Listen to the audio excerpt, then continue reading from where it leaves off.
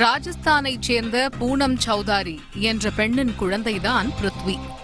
கைக்குழந்தையான பிருத்வியை உறவினர் என சொல்லப்படும் தனுஜ் அடிக்கடி கொஞ்சி விளையாடி வந்துள்ளார்.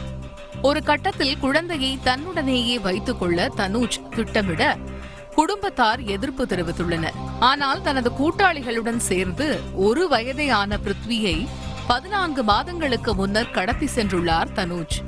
குழந்தையை தேடி குடும்பத்தினர் அலைந்து திரிந்த நிலையில் ஜெய்ப்பூரில் யமுனா நதிக்கரையில் சாமியார் போல வேடமிட்டுக் கொண்டு பிருத்வியை தன்னுடைய குழந்தையாக அடையாளப்படுத்திக் கொண்டு கடத்தல்காரர் தனுஜ் வசித்து வந்தது தெரிய வந்துள்ளது. தகவலின் அடிப்படையில் அங்கு சென்ற போலீசார் தனுஜ் மற்றும் குழந்தை பிருத்வியை கண்டறிந்தனர். அப்போது கடத்தல்காரரான தனுஜை பிரிய மனமில்லாமல் கட்டி தழுவி கதறி அழுதது அந்த பிஞ்சு குழந்தை.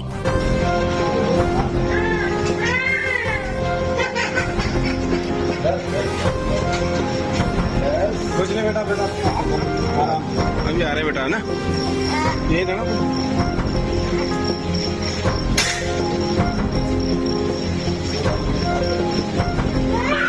देखना है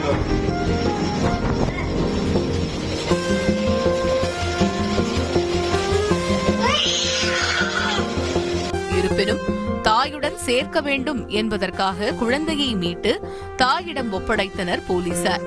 மற்றொரு புறம் குழந்தையின் அழுகையை கண்டு கடத்தல்காரரும் கண்கலங்க இந்த வீடியோ இணையத்தில் வைரலானது.